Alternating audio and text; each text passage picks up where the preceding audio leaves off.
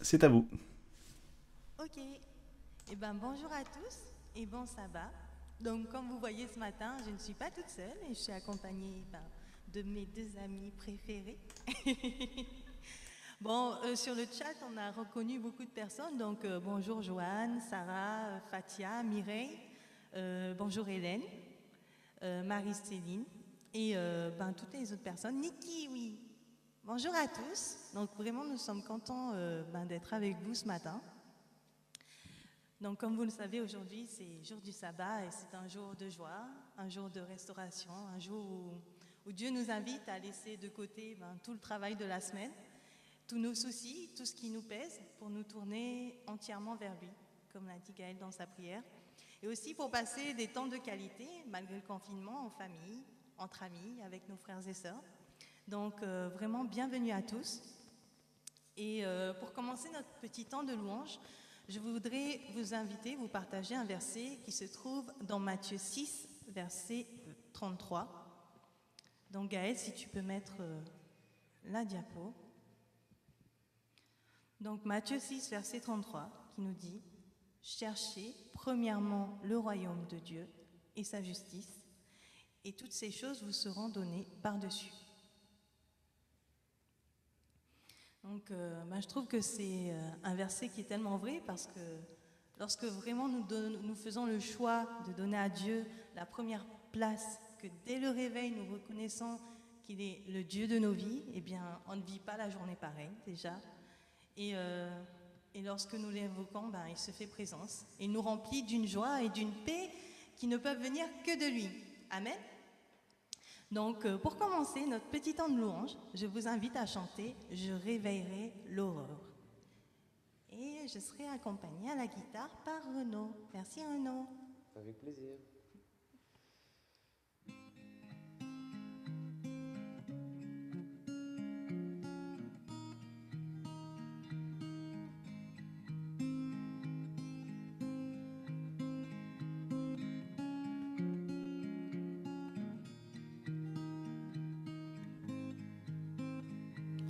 Je réveillerai l'aurore pour célébrer tes bontés. Je t'apporterai, ô Seigneur, le fruit de mes lèvres.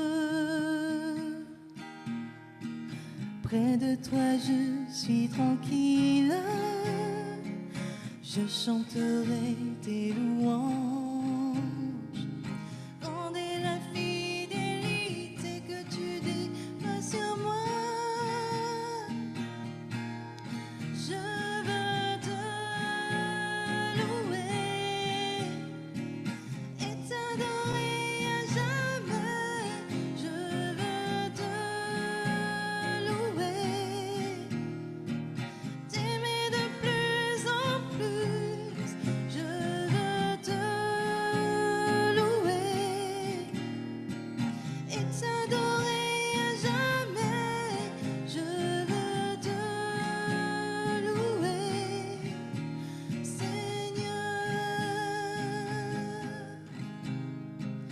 Je réveillerai l'aurore pour célébrer tes bontés.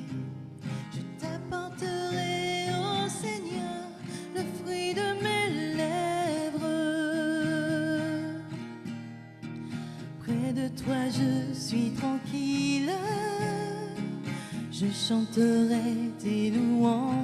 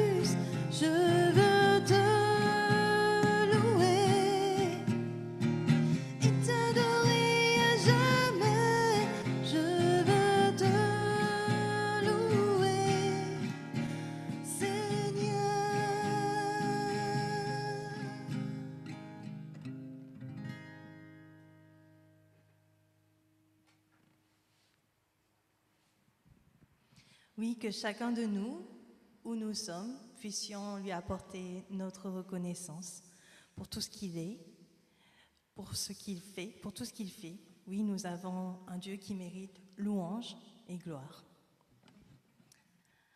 Je vous invite à lire un autre verset qui se trouve dans Jean, chapitre 4, verset 14, qui nous dit « Celui qui boira de l'eau que je lui donnerai n'aura jamais soif. Et l'eau que je lui donnerai deviendra en lui une source d'eau qui jaillira jusque dans la vie éternelle. » Amen. Oui, Dieu est pour nous une source d'eau vive qui vient remplir tous nos vides, nous combler de son amour. Donc, plonge-moi dans ta rivière d'amour, plonge mon esprit dans les profondeurs de ta joie, inonde le désert de mon âme par la douce pluie du ciel. Donc, notre prochain chant, plonge-moi dans ta rivière d'amour.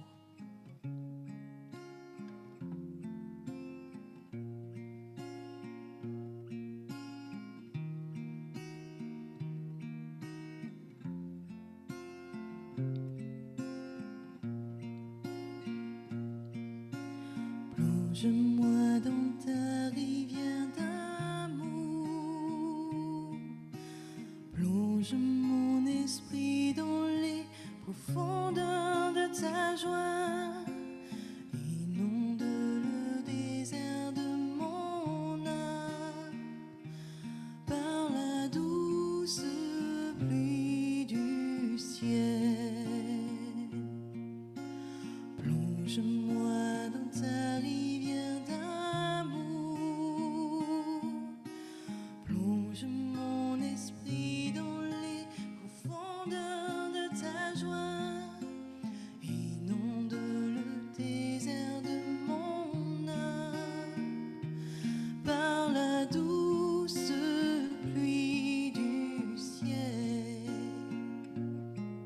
Mon âme est rafraîchie quand ton onction m'envahit.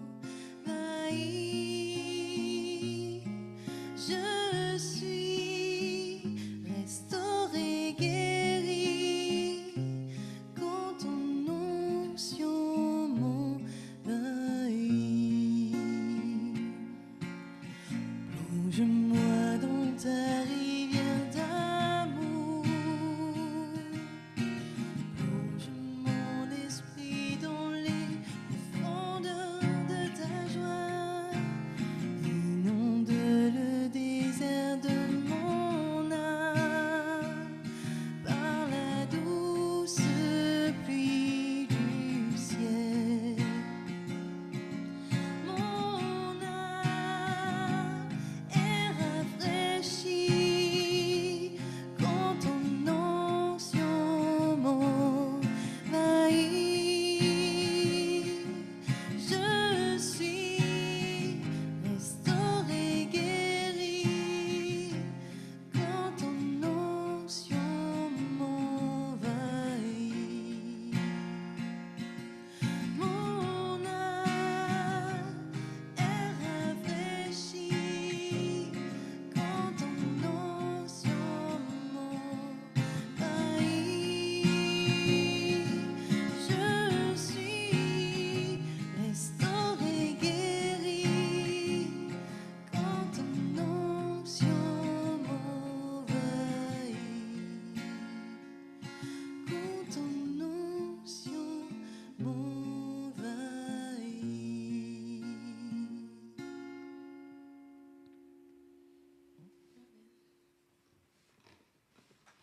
Amen. Alors, je lis dans les messages Hélène et Joanne. Oh, la belle équipe. Quelle équipe. Je suis d'accord. Merci Aurélie et Renaud d'être avec nous ce matin. Et je vous propose le prochain chant, en fait, s'intitule « Tu es ma source ». Et nous allons chanter avec Aurélie.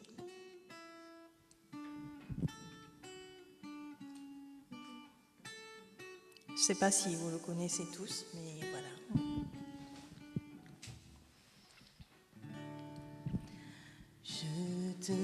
prie. et tu entends ma voix.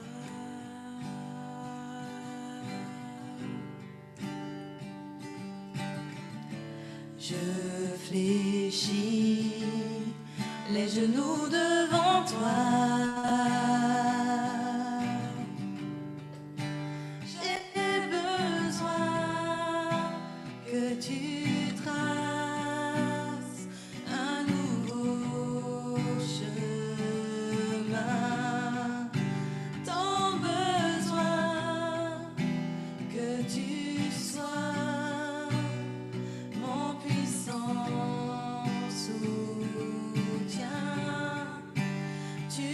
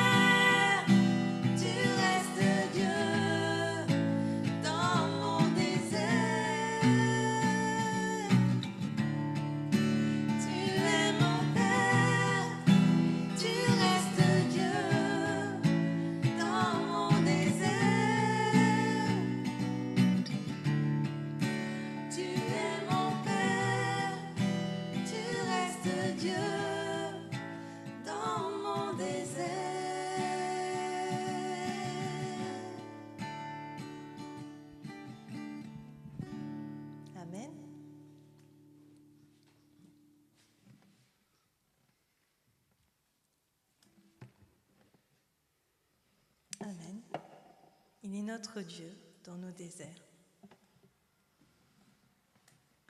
Je vous invite à lire le psaume 92, les versets 2 à 5.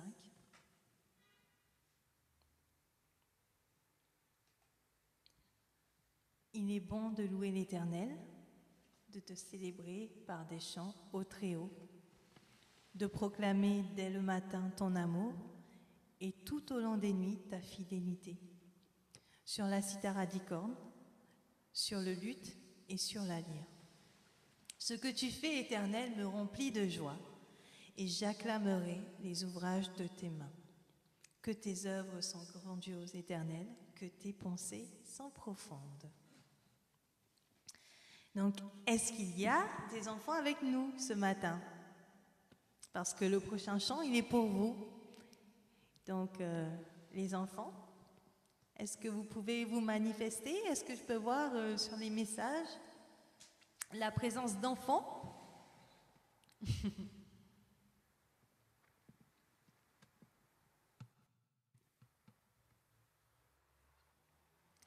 Parce que voilà, ce matin, les enfants, j'aurais une question pour vous. Et je voudrais savoir, est-ce que vous pouvez me dire ce que veut dire louer? Qu'est-ce que la louange pour vous? Si toutefois il y a des enfants ce matin. Tiana est là. Coucou, Thaïs et Lénie sont là. Coucou Tiana, coucou Thaïs et Lénie. J'espère que vous allez bien, ça fait longtemps qu'on ne s'est pas vu. Que vous passez de bonnes vacances, parce que finalement vous êtes quand même toujours en vacances. Donc dites-moi les enfants, qu'est-ce que ça veut dire pour vous louer? Qu'est-ce que la louange?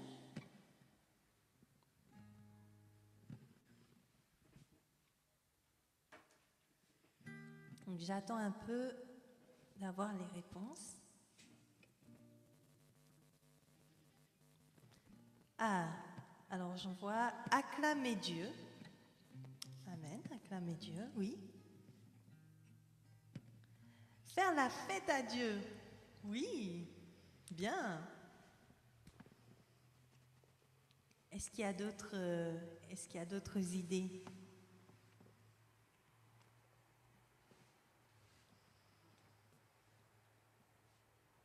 En tout cas, je vois le mot acclamer, je vois le mot fête.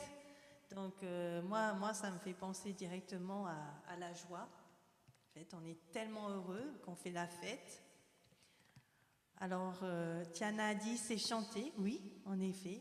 Quand on chante, quand on fait des chants de louange, on loue Dieu, oui.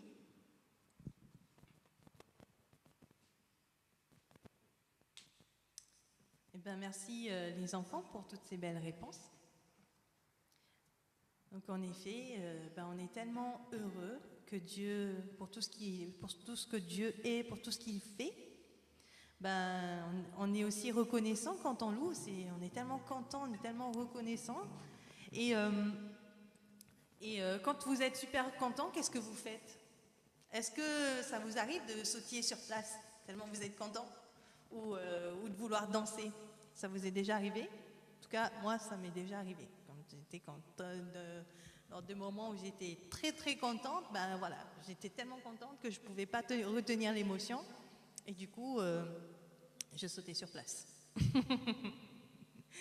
Et en fait, le prochain chant, c'est un chant qui dit « Je lève les mains, je touche le sol, je tape des pieds et je me retourne parce qu'il faut que je loue Dieu. » Est-ce que vous le connaissez? Louer, c'est quand on ne peut pas acheter.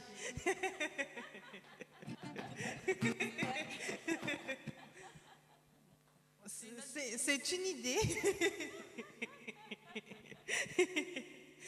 En tout cas, les enfants, voilà, pour ce chant, je vous invite vraiment à vous lever si vous pouvez. Bon, nous, ça va être un peu compliqué, puisqu'on a tout le matériel. Mais voilà, à vous lever, à lever les mains, et puis voilà, faire des gestes, à danser. Et voilà, tout simplement à exprimer votre joie ce matin. Parce que voilà, tout simplement parce que il commence à faire beau dehors. déjà, il fait super beau, donc peut-être que vous allez pouvoir sortir pour vous amuser dans le jardin ou faire un peu de vélo dans les pâtés de maison autour ou, ok, ou, ou tout simplement,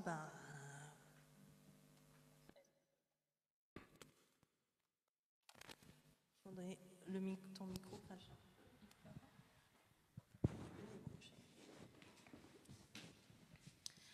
Ouais. Petit souci technique, on revient. Est-ce que c'est mieux là?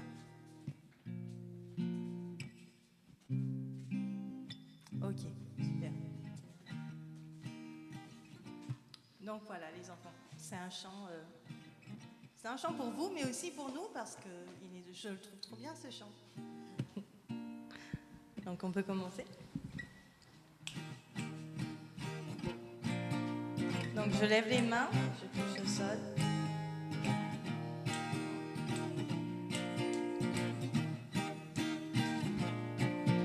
Je lève les mains, je touche le sol, je tape des pieds et je me retourne. Il faut que je loue Dieu.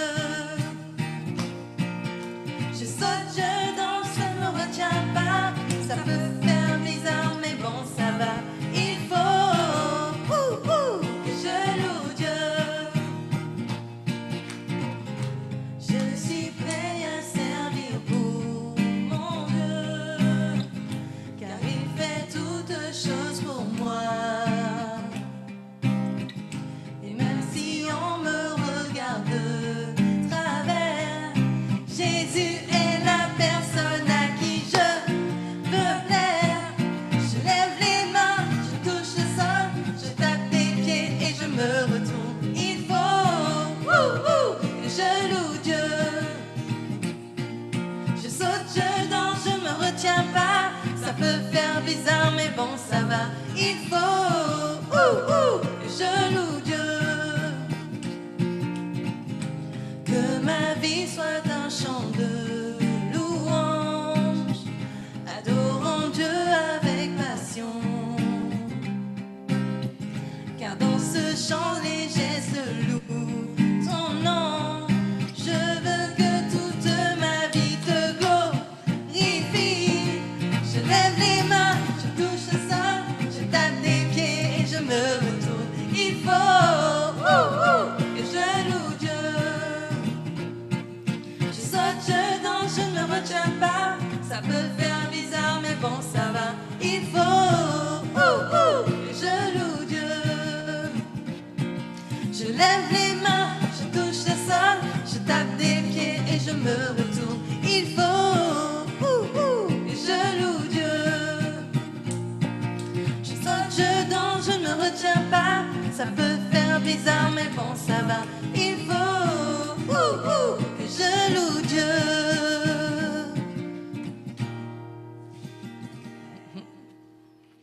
Amen. Les enfants, j'espère que vous avez passé un bon petit temps de louange, là où vous êtes, et les adultes aussi d'ailleurs.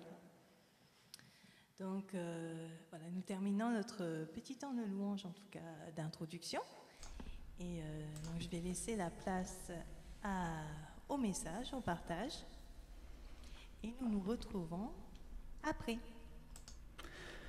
Merci beaucoup Veille et toute l'équipe, Aurélie, Renaud, merci énormément pour ce temps que vous nous avez partagé. Alors pour introduire le temps de louange, le temps d'enseignement que nous aurons donc avec Emmanuel Lopez, qui est pasteur de l'autre église adventiste de Toulouse.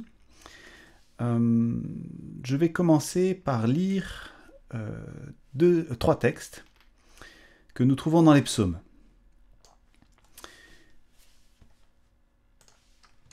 Psaume de David, psaume 28. À toi, ô Éternel, je fais appel. Toi, mon rocher, ne sois pas sourd à ma requête. Si tu restes muet, je deviendrai pareil à ceux qui s'en vont vers la tombe. Entends ma voix qui te supplie quand je t'appelle à l'aide en élevant mes mains en direction du lieu très saint et de ta demeure. Psaume 35. Seigneur, tu vas regarder cela pendant combien de temps? Délivre-moi de ces gens mauvais, arrache-moi aux griffes de ces lions. Je te dirai merci dans la grande assemblée, au milieu d'une grande foule, je chanterai ta louange. Seigneur, ne garde pas le silence, ne reste pas loin de moi.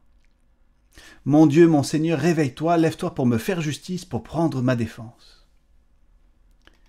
Et enfin, psaume 83. Ô Dieu, sors de ton silence. Dieu ne reste pas inerte et muet. Voilà 3 textes que Emmanuel voulait partager avec nous et je lui laisse maintenant la parole. Merci beaucoup Emmanuel pour ce temps de partage.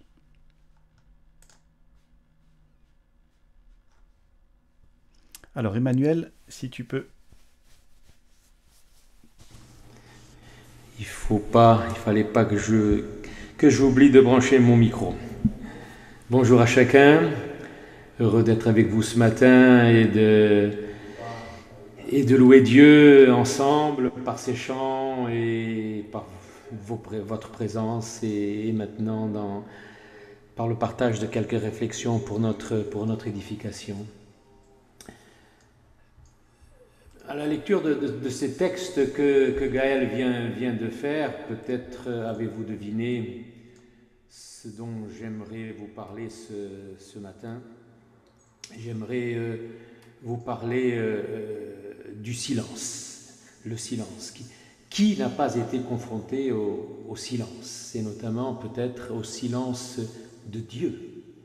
Silence de Dieu devant la souffrance, silence de Dieu en réponse à certaines de nos prières. Voilà. Parlons donc de ce silence de Dieu.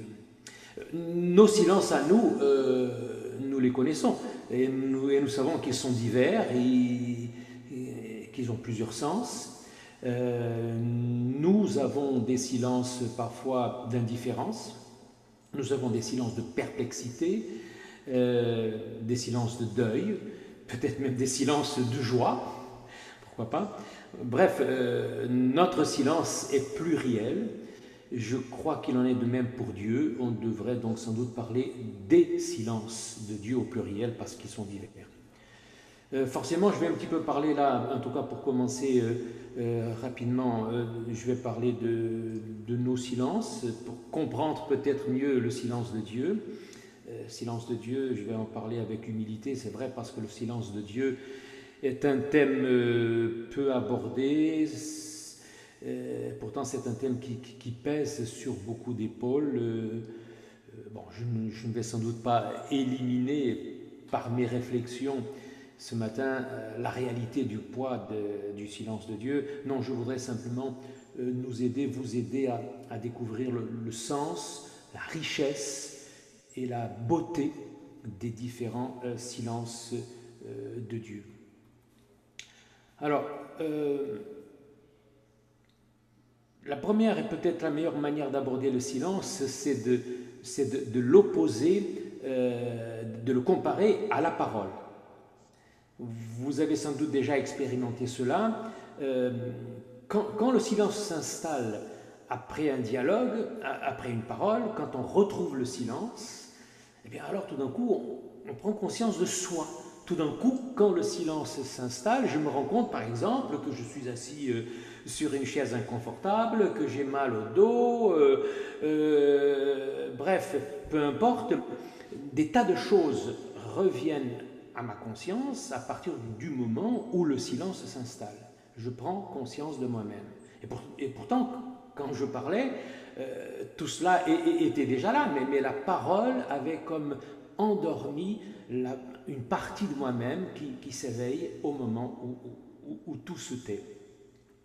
Cela veut donc dire que dans le silence, je suis davantage présent à moi-même que dans la parole. Et ça, c'est une première chose assez extraordinaire.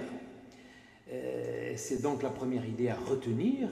Je suis plus moi-même en silence que quand je parle. C'est peut-être pour cela que beaucoup de personnes ont peur du silence, parce qu'elles savent très bien que dans le silence, elles se retrouvent avec elles-mêmes et, ayant peur d'elles-mêmes peut-être, elles ont peur du silence. Alors, vous avez sans doute peut-être vos Bibles avec vous. Je vous invite ce matin à considérer 2, 3, 4 textes bibliques.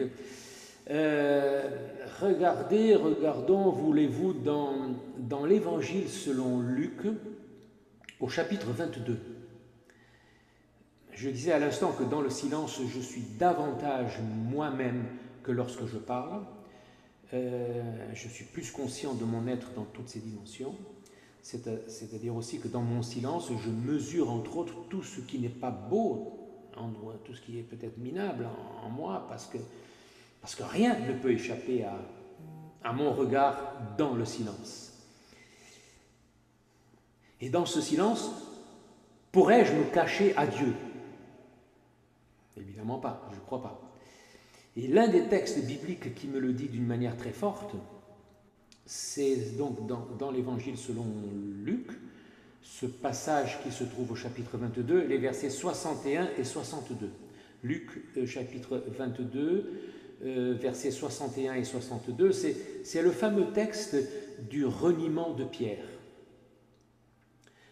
Je vous le rappelle, l'apôtre Pierre vient de renier par 3 fois Jésus, et voilà que une fois que le coq a chanté, il y a un détail dans le texte qui nous est donné, dans le verset 61, le texte dit, je lis, « Le Seigneur s'étant retourné, regarda Pierre. Et Pierre se souvint de la parole que le Seigneur lui avait dite, « Avant que le coq chante, aujourd'hui, tu me renieras 3 fois. » Et étant sorti, verset 62, il pleura amèrement. Voilà donc Pierre qui est confronté au regard silencieux du Christ, parce que là, Jésus ne lui dit rien. Il se retourne, il le regarde, regard silencieux du Christ, et dans ce regard, eh bien, voilà, les regards de Pierre et de Jésus se sont rejoints, et leurs silences se sont rejoints dans ce regard. Je crois que jamais Pierre n'a été aussi présent à Dieu, sans doute, et aussi présent à lui-même qu'à ce moment-là. Et c'est d'ailleurs pourquoi il pleure, parce que c'est dans cette rencontre silencieuse qu'il mesure tout d'un coup son reniement, qu'il se souvient, que tout dans ce silence remonte en lui, parce que Jésus l'a regardé. Et ce silence est insupportable, parce qu'il dit tout de moi, de lui, tout de nos trahisons, tout de nos infidélités, tout de mes reniements. Et voilà donc pourquoi effectivement Pierre pleure. Et je pense que les larmes de Pierre ici, eh bien, ce sont ses paroles. Il s'exprime en pleurant. C'est là que Pierre dit sa prise de conscience, son repentir. Mais si ce regard silencieux transperce Pierre et le révèle à lui-même, vous avez remarqué que Jésus, en tout cas le texte ne dit rien, Jésus ne condamne pas Pierre pour autant.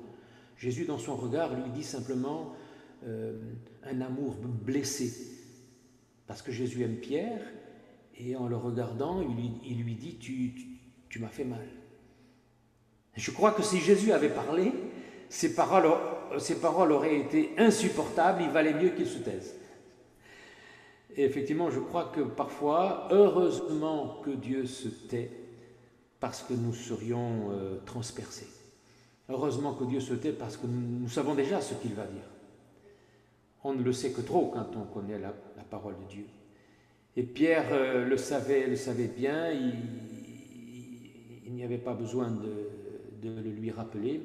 Voilà, c'est un amour blessé que celui de Dieu. Et il se tait parfois à cause de cela, à cause de la blessure que nous lui faisons. Voilà un aspect du silence de Dieu, mais il y en a beaucoup d'autres. Je voudrais en mentionner encore quelques-uns, simplement par petites touches. Je disais tout à l'heure que dans le silence, je suis davantage présent à moi-même que dans la parole. C'est donc la première idée à retenir, la première constatation. Deuxième constatation, je suis aussi davantage présent aux autres dans le silence que dans la parole. Vous savez, quand le silence s'installe, tout d'un coup, je me dis, tiens, il y a du soleil, tiens, il y a du bruit dans la cuisine, tiens, mon voisin est en train de se gratter, etc. Et donc, on prend conscience de tout ce qui nous entoure. Tout cela, nous ne l'avions pas perçu pendant que nous parlions. Encore une fois, la parole a comme endormi, effacé tout notre entourage. Oui, je suis plus présent aux autres dans le silence que dans la parole. Cela ne veut pas dire que je suis absent lorsque je parle. Non, je dis plus présent, parce que ce n'est que dans le silence que je peux vraiment être attentif à l'autre, l'écouter, l'entendre.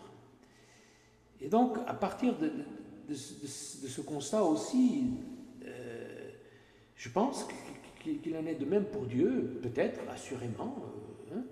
Et voilà, et donc on peut se poser la question, et s'il en était de même pour Dieu, et si dans son silence, Dieu était encore plus lui-même que quand il parle, et si Dieu dans son silence était encore plus présent aux hommes que quand il parle. Peut-être, je ne sais pas. En tout cas, voilà, il me semble qu'elle a une dimension qui est une très belle dimension du silence de Dieu. Le silence de Dieu, c'est peut-être aussi un silence qui écoute. Et c'est vrai que pour bien écouter, il faut se taire. Et pas simplement en parole, mais aussi dans la tête, parce que je peux me taire devant quelqu'un et ne pas l'écouter parce que ça trotte dans ma tête et je pense à autre chose. Alors voilà peut-être que le silence de Dieu, à un moment ou à un autre, c'est son silence. C'est son écoute, je veux dire. L'écoute de Dieu, c'est son silence. Heureux celui qui se sait entendu dans le silence de Dieu. C'est un silence qui accueille notre prière, qui la reçoit. Dieu se tait pour accueillir notre parole. Et vous savez que nous souffrons parfois, et beaucoup souffrent de ne pas être entendus. Je crois que dans la souffrance, devant un souffrant, le mieux, c'est encore le plus souvent de se taire, parce que le silence est parfois plus réconfortant que la parole. Et là, j'ai en tête un verset du livre du prophète Jérémie, où Dieu dit à propos de son peuple qui souffre, son peuple qui est en train de partir en exil, Jérusalem est détruite, et voilà que Dieu dit à Jérémie, en quelque sorte, voilà, écoute, va à ce peuple souffrant, tu vas lui dire une chose, tu vas lui dire que je pleure. Je n'ai rien d'autre à lui dire. Mais je suis là, en son milieu. Ce peuple pleure, eh bien, moi aussi, avec lui. Et je vous invite à lire ce texte dans Jérémie au chapitre 14, verset 17. C'est une phrase étonnante pour l'Ancien Testament. Jérémie chapitre 14, verset 17. Dieu dit « Mes yeux fondent en larmes nuit et jour sans arrêt. » Voilà d'une certaine façon ce silence de Dieu pour son peuple, qui n'entend pas les pleurs de Dieu, ce silence de Dieu qui dit sa propre souffrance partagée, eh bien c'est un silence qui compatit.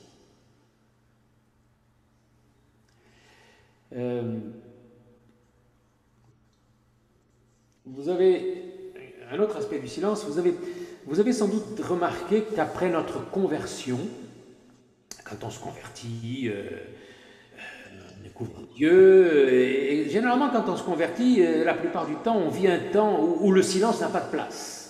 Au début d'un cheminement spirituel, Dieu nous parle infiniment. Dieu a infiniment de choses à nous dire et on écoute, on dialogue avec Dieu. C'est une période très riche, tellement riche que le jour où le silence de Dieu s'installe dans notre vie de croyant, nous en sommes les premiers surpris. Qu'est-ce que j'ai fait au bon Dieu pour qu'il se taise? Et nous en sommes les premiers surpris parce qu'on croyait que Dieu était tellement riche en paroles qu'il aurait toujours à nous dire, tous les matins, tous les soirs, tous les jours de notre vie. Et donc il faut, je crois, un temps de discernement pour se rendre à l'évidence et pour se dire un jour, mais tiens, Dieu se tait.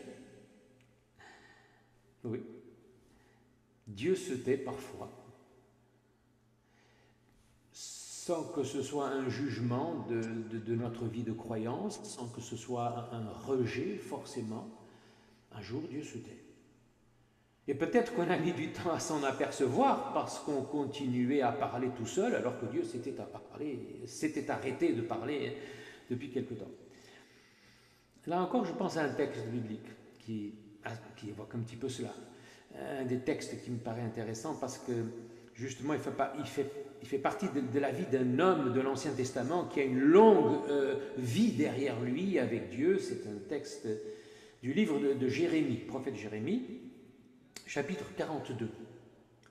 Jérémie chapitre 42. C'est un récit qui se situe à la fin de la vie de Jérémie. Ça fait déjà 40 ans qu'il est prophète. Et voilà que les Israélites viennent questionner le prophète et lui disent « Prie pour nous, Jérémie, pour que Dieu nous donne une parole, pour que Dieu nous dise quelque chose. » C'est ce que va faire Jérémie. Il le dit lui-même au verset 4, donc Jérémie chapitre 42, verset 4, je lis « Voici, je vais prier l'Éternel votre Dieu selon votre demande, et je vous ferai connaître sans rien vous cacher tout ce que l'Éternel vous répondra. » Et au verset 7, la parole de Dieu vient enfin en réponse à la prière de Jérémie. Et le texte nous dit, 10 jours après, la parole de l'Éternel fut adressée à Jérémie. 10 jours. Le texte biblique ne nous dit pas ce qui s'est passé pendant ces 10 jours. Mais je crois que l'on peut quand même essayer de comprendre ce que signifie ce silence de Dieu pendant 1 jour, 2 jours, 3 jours, 4 jours, 5, 6, 7, 8, 9, 10 jours. Pendant 10 jours, Dieu s'est tu. Jérémie, prophète de Dieu, quelqu'un qui est proche de Dieu, est confronté à un silence de Dieu de 10 jours. Et pendant 10 jours, Jérémie a prié. Le premier jour, le deuxième jour, le troisième jour, le quatrième jour, le cinquième, le sixième, le septième, le huitième, le neuvième et le 10e jour. Je crois que dans son silence, Dieu a éprouvé la persévérance de Jérémie. Combien de jours va-t-il prier? Je crois que c'est instructif, cela. C'est très instructif parce que j'ai l'impression que parfois Dieu veut mesurer notre fidélité à son service aussi. Dieu veut mesurer notre persévérance. Et c'est pourquoi, parfois, il ne répond pas immédiatement, pour voir peut-être si on est vraiment persévérant, si on y tient, si c'est sincère, si c'est vrai, si c'est authentique. Parce que voyez-vous, en lui refusant une réponse immédiate, c'est là que Dieu voit si Jérémie persévère à demander toujours la même chose pendant plusieurs jours. Et en fait, 10 jours, c'est pas grand-chose. Vous savez que Moïse est resté 40 jours sur la montagne avant que Dieu ne lui parle. Et Siméon est resté toute une vie en attente du Christ. En même temps, je crois qu'il y a une autre dimension dans le silence de Dieu ici que l'on pourrait comparer à un écrin. Vous savez ce que c'est un écrin?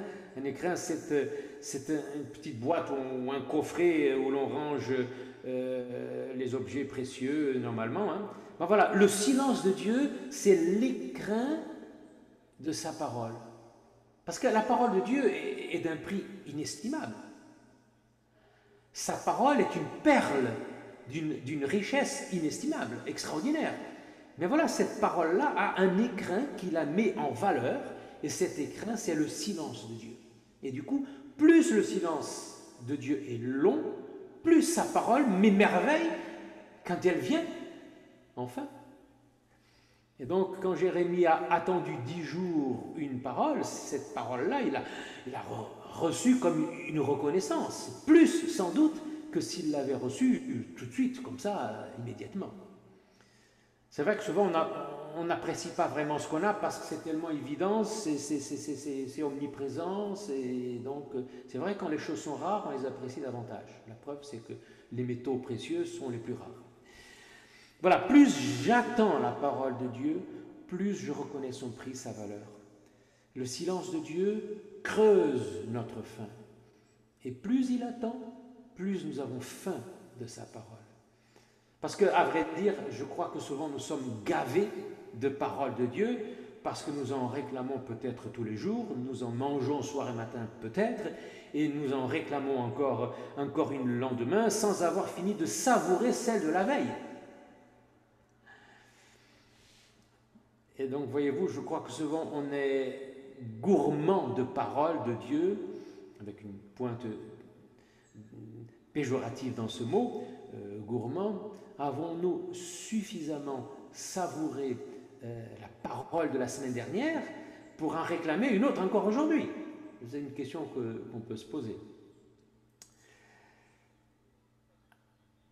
Avant de terminer, encore une dernière dimension du silence que j'aimerais juste mettre en avant rapidement.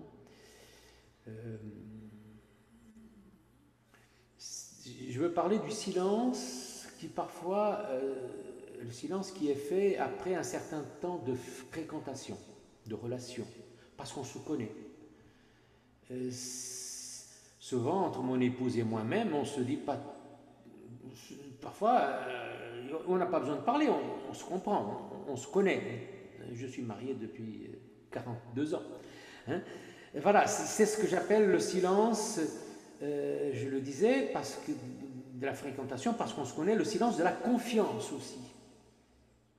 Eh bien, je crois que peut-être que Dieu aussi, dans son silence, parfois, si Dieu fait silence, c'est parce que Dieu fait confiance.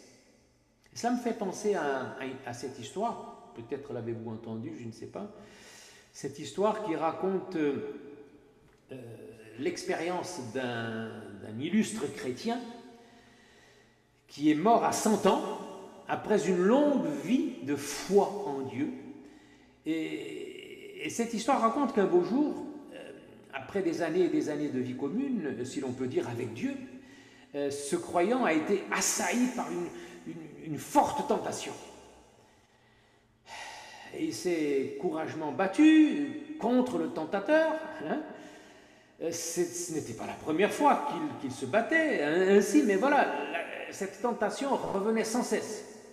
Et pendant son combat, eh bien, il a été surpris, dit l'histoire, parce que Dieu n'intervenait pas.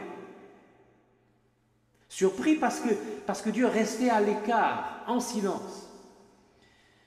Et nous raconte l'histoire, quand le combat a cessé, cet illustre croyant de se dresser un petit peu contre Dieu en disant « Mais enfin, quand même, tu m'as laissé tout seul, qu'est-ce que tu faisais, Seigneur ?»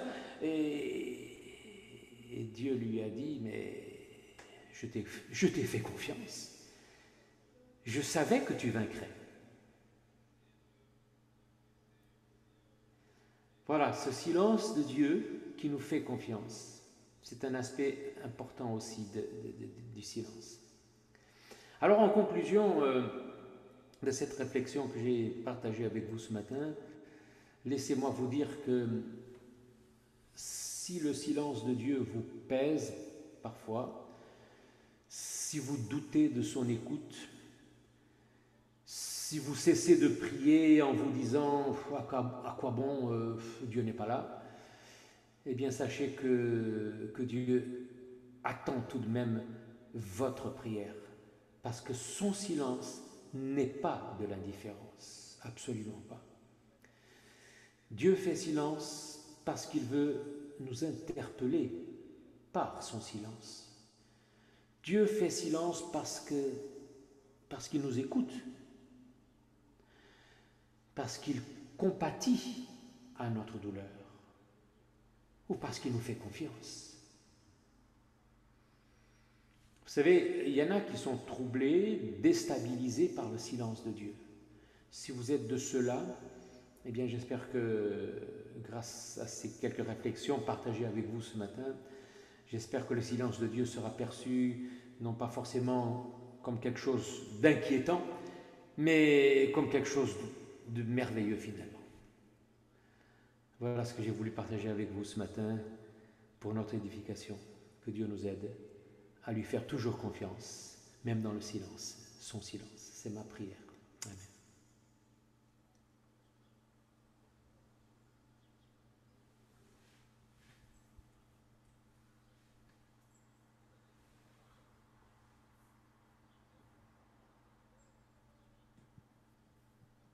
Amen.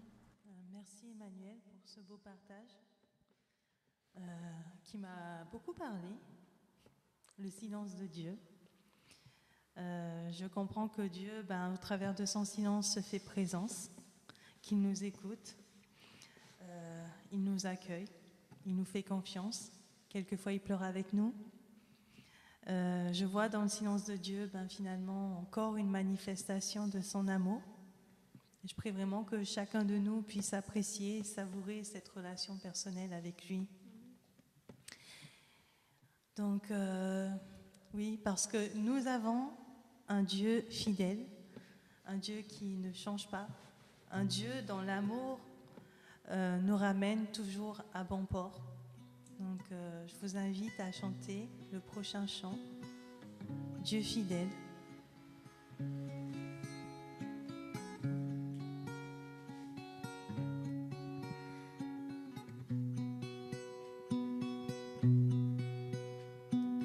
Dieu fidèle, tu ne changes pas.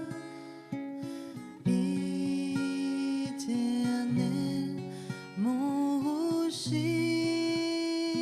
ma paix.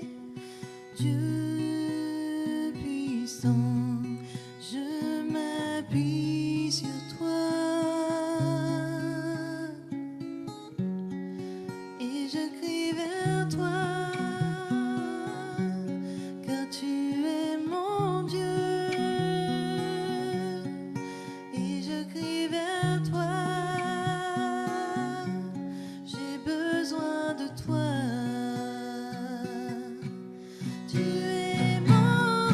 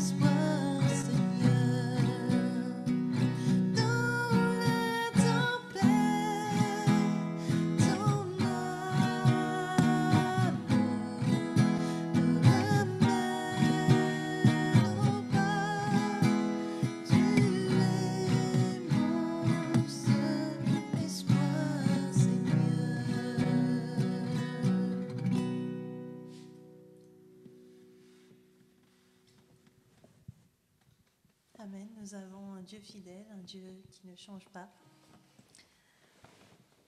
Je vous invite, avant de passer aux annonces, à passer au prochain chant qui s'intitule Océan. Et puis nous terminerons avec un dernier chant.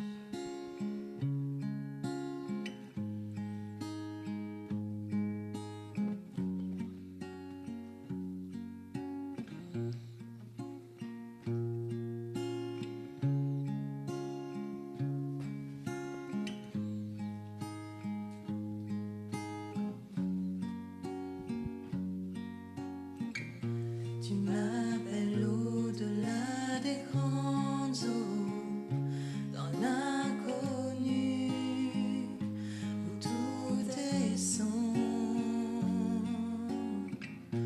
Et je te trouve dans ce mystère, dans l'abîme, ma foi demeure.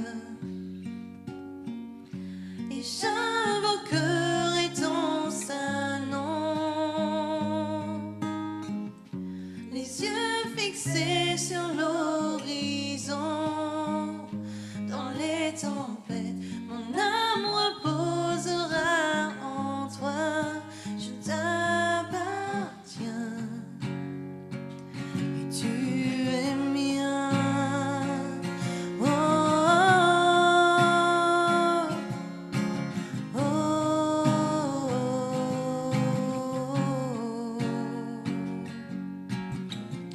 Ta grâce abonde dans les grandes eaux, ta main puissante me guidera. Et s'il m'arrivait de m'enfoncer, je sais que tu es toujours là. Et j'invoquerai ton saint nom, les yeux fixés sur l'horizon. Dans les tempêtes, mon âme reposera en toi. Je t'appartiens et tu es mien. Oh, oh, oh, je t'appartiens. Oh,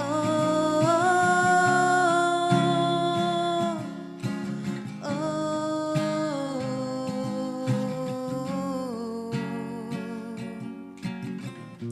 Seigneur, conduis-moi où ma foi est éprouvée, sur les eaux, et je veux marcher, que je sois là où tu m'appelles. Emmène-moi là où mes pieds n'ont jamais marché, et ma foi sera fortifiée dans la présence de mon Sauveur. Seigneur, conduis-moi où ma foi est éprouvée, sur les eaux, et je veux marcher, que je sois là où tu m'appelles. Emmène-moi là où mes pieds n'ont jamais marché, et ma foi sera fortifiée dans la présence de mon Sauveur. Oh, oh, oh, oh. Et j'invoquerai ton saint nom, les yeux fixés sur l'horizon. Dans les tempêtes, mon âme reposera en toi. Je t'appartiens et tu es mien.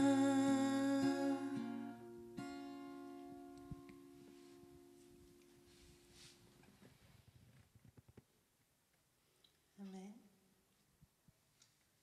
Donc, nous allons laisser la place à Gaël. pour quelques petites annonces, pour terminer ensuite par un dernier chant.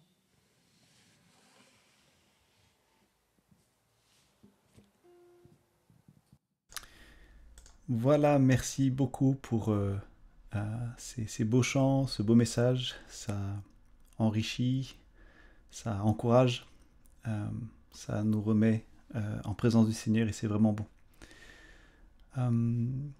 Quelques annonces, quelques informations par rapport à la suite de nos activités. La première chose, c'est que, comme vous l'avez remarqué, voilà, nous sommes en ligne et hélas, nous allons devoir le rester. Donc, suite au confinement, effectivement, nous continuerons nos activités par YouTube et aussi les GDM. Donc, les groupes de maison seront en ligne. Voilà.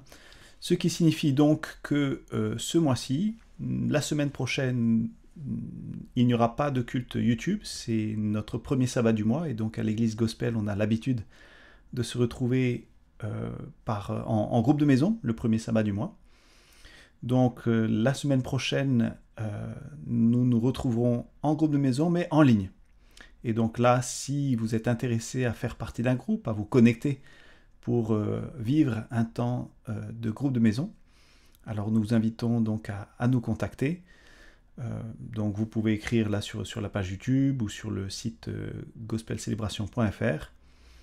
Il y aura donc d'ailleurs je peux mettre voilà, gospelcelebration.fr. Il y a la page, voilà, j'ai mis dans le chat. Il y a la page contact, vous nous écrivez et puis voilà, comme ça vous pouvez vous joindre à un groupe de maison donc le 7 novembre, samedi prochain. Les sabbats suivants, donc nous serons maintenant exclusivement sur YouTube jusqu'à nouvel ordre, jusqu'à ce que nous ayons des informations supplémentaires sur un possible retour dans les bâtiments. Ce qui veut dire que le sabbat 14 que nous devions vivre à Colomiers et où nous devions vivre le baptême d'Erika, voilà, pour l'instant en tout cas, ça ne se passera pas à Colomiers. On est en train de voir s'il y a une possibilité pour le faire en ligne, mais il faut répondre à pas mal de questions, voir quelles sont les possibilités, donc c'est pas encore sûr. En tout cas, dans tous les cas, le 14, nous serons à nouveau sur YouTube, ainsi que les sabbats suivants pour continuer notre lien les uns avec les autres. Cette semaine, il y a, comme tous les premiers jeudis du mois, ça a commencé donc à partir de septembre, la formation Jump. Donc Jump, qu'est-ce que c'est ? C'est Jésus utilise mon potentiel. Jump.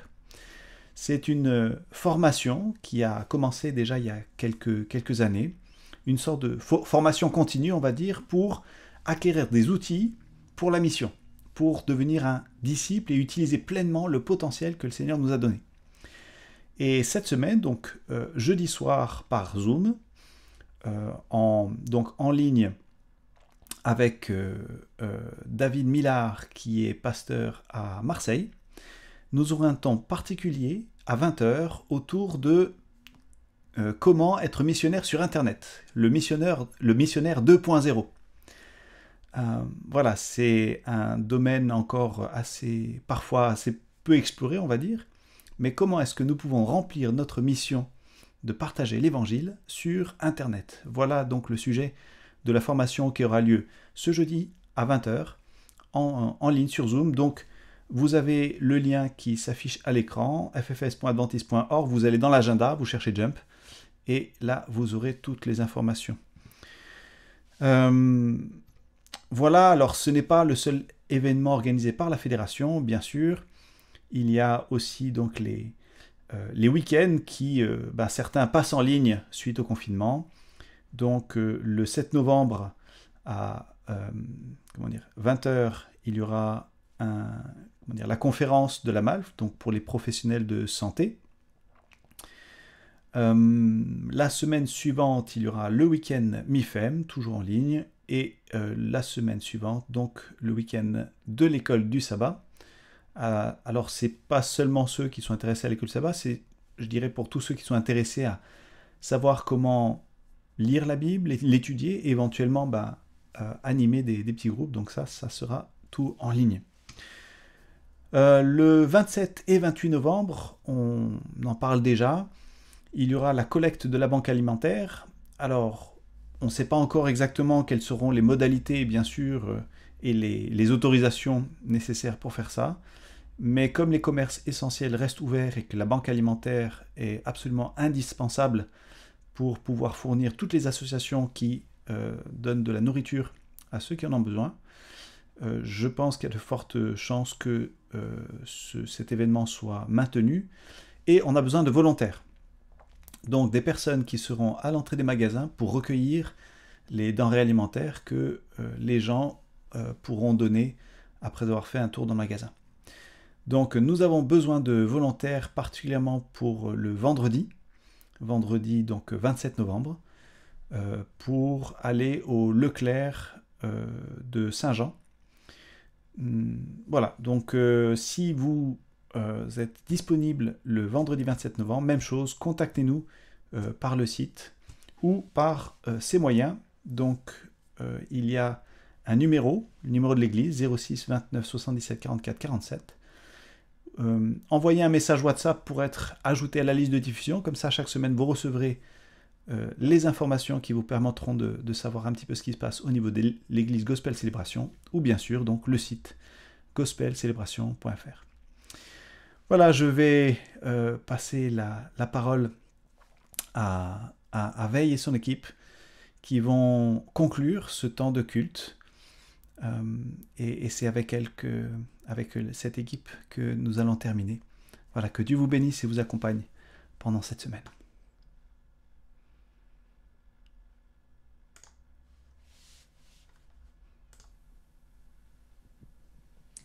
Merci Gaël pour toutes ces annonces. Donc voilà, nous terminons notre temps de culte. Nous allons le terminer avec un dernier chant qui nous dit que la grâce et la paix du Seigneur soient déposées sur vous, sur vos cœurs, et que sa lumière vienne éclairer vos vies par le nom de Jésus-Christ.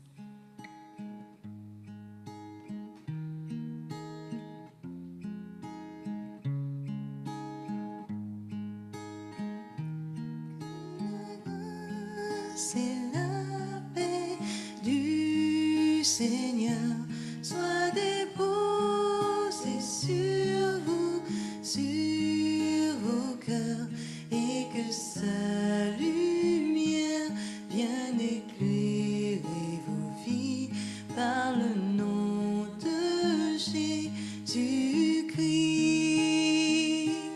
Que la grâce et la paix du Seigneur soit déposée sur vous, sur vos cœurs, et que sa lumière vienne éclairer vos vies par le nom de Jésus-Christ, par le nom de Jésus-Christ.